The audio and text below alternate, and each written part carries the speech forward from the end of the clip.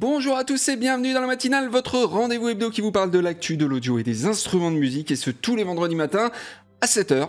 Pétante sur le channel de The Fanzine, je suis là et comme chaque semaine je vous ai sélectionné pas moins de 4 news. Alors il y aura du plugin cette semaine, notamment la nouvelle version de Shaperbox de Cable Guys. Si vous connaissez pas Shaperbox, restez, soyez attentifs parce que vous allez voir c'est vraiment très sympa et ça peut servir vraiment à tout le monde. Il y a des plugins aussi chez Moog, et oui, Moog ils ne sortent pas que des synthés et pas que du hardware, il y a aussi des plugins chez eux, des petites enceintes Rikiki chez KRK, et enfin on terminera avec Akai, un nouveau clavier petit, mais pas petit, pas trop petit quand même, et qui fait aussi pas mal de choses, mais tout ça évidemment ça sera après le jingle.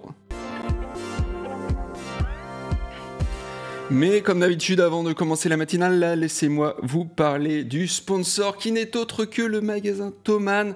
Donc merci à eux de nous soutenir, de soutenir l'émission, de soutenir la chaîne. Et puis écoutez, ce que je vous propose du coup, c'est de passer à la première news.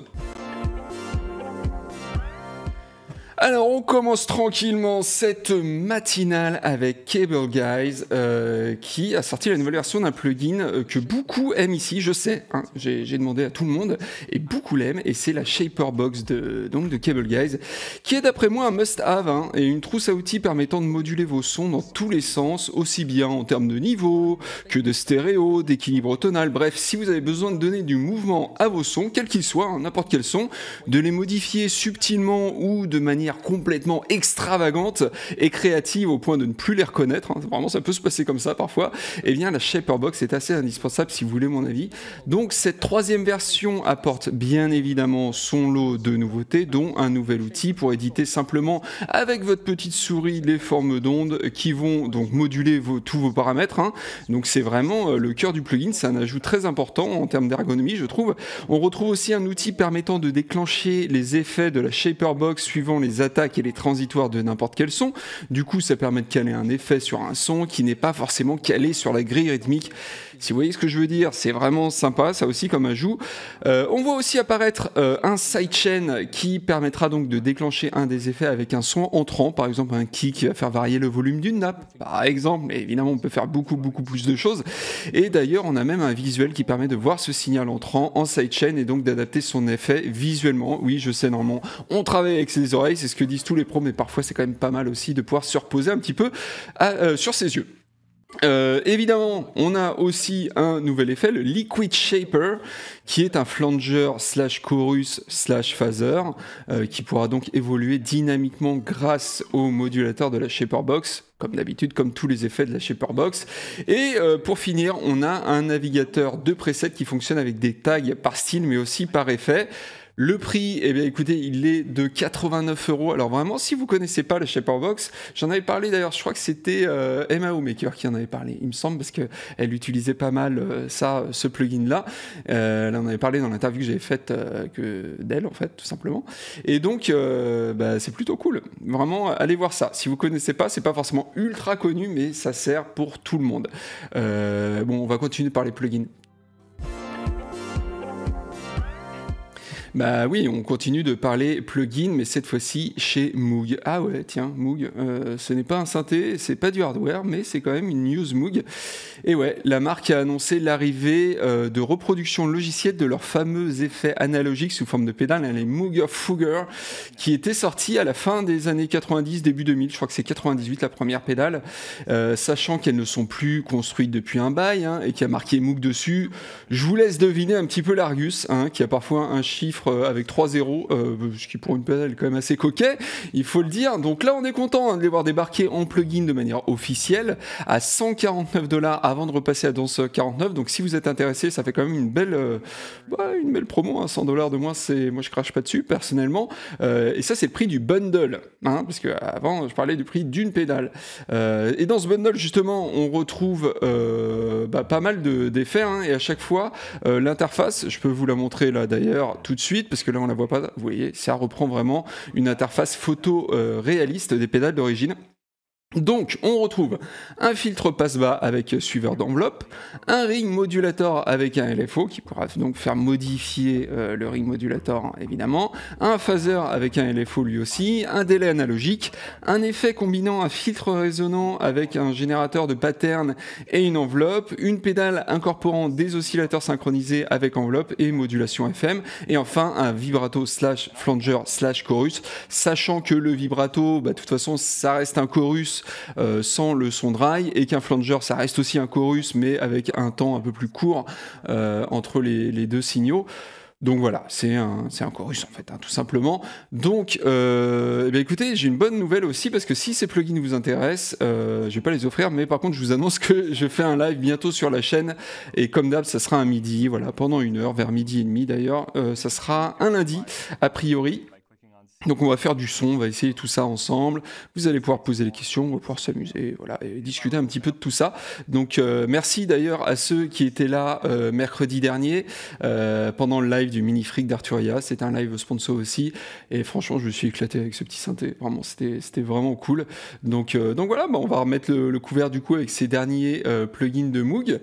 C'est sympa en tout cas ce genre de plugins qui permettent de modifier des sons, d'ailleurs c'est un petit peu, bon ça reste différent des Shaperbox, mais au final c'est pour donner une seconde vie, je trouve, à des sons existants, donc c'est vraiment intéressant. Allez, on passe à la suite.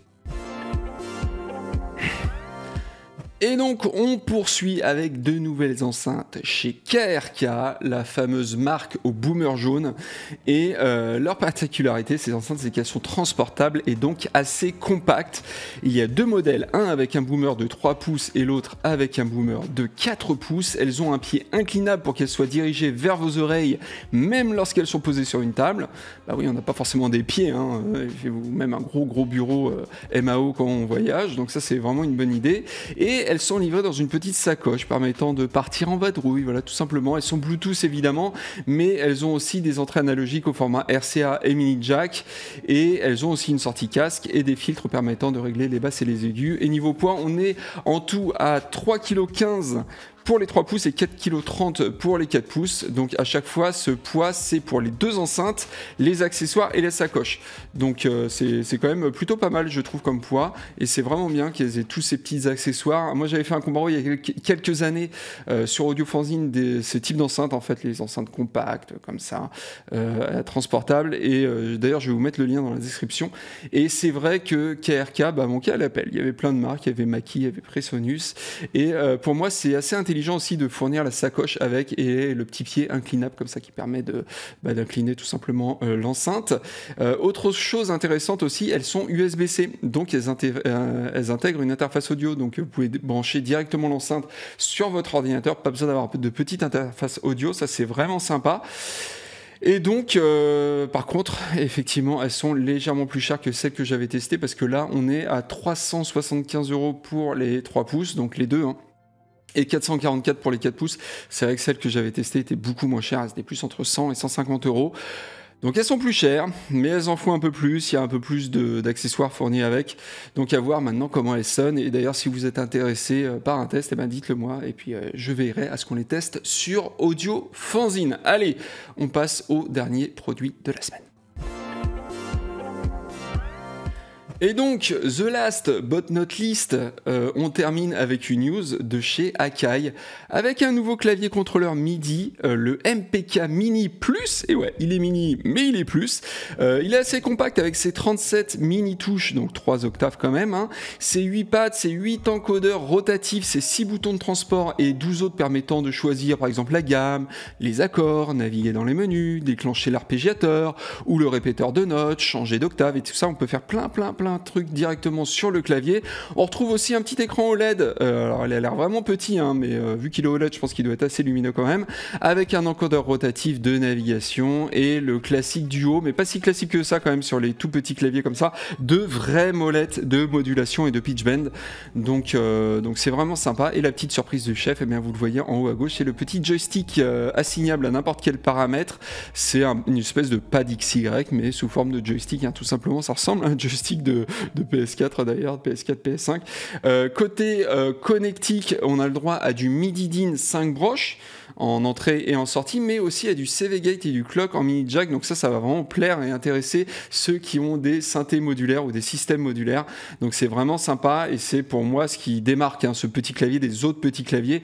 Et donc pour moi, je trouve que c'est une proposition assez complète de la part d'Akai qui peuvent intéresser ceux qui à la fois veulent pouvoir contrôler leur logiciel. On a vu il y a plein de boutons pour contrôler des boutons de transport, pour contrôler plein de choses si vous utilisez une Stan, n'importe laquelle, mais en même temps ça peut être assez sympa pour ceux qui veulent contrôler des synthés. On a vu qu'il y a du MIDI DIN ou carrément des systèmes modulaires avec les CV Gate et les clocks. C'est un peu le fleuron de la gamme parce que les MPK mini c'est plus gros des 3, mais c'est vrai que les autres ils ont 25 touches.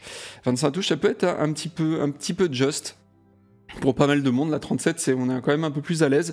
Il pèse 1,26 kg et se branche en USB classique. Voilà. Donc il est vendu 180 €. Un prix plutôt sympathique, je trouve. Donc voilà, si vous avez besoin d'un clavier plutôt mini, mais qui quand même peut faire beaucoup de choses, et surtout autant en MAO qu'avec des synthés hardware, eh bien, écoutez, je trouve que la proposition d'Akai est plutôt sympathique. Voilà. Bah écoutez, c'est tout pour la matinale de cette semaine. Écoutez, moi je vous donne rendez-vous en tout cas sur la chaîne très bientôt pour peut-être un live, on verra, peut-être une matinale, on verra aussi. Et donc n'hésitez pas en attendant à mettre un pouce en l'air, évidemment, ça nous aide. C'est le moyen gratuit d'aider le channel de Fanzine, évidemment. Abonnez-vous si ce n'est pas déjà fait avec la petite cloche pour être mis au courant justement des lives, toutes les nouvelles vidéos qui arrivent sur la chaîne. Sur ce, écoutez, on est vendredi, il me semble, comme d'habitude. Donc c'est bientôt le week-end. Profitez-en pour vous reposer, évidemment, même pour aussi faire de la musique. Moi, je vous dis à très bientôt. Ciao!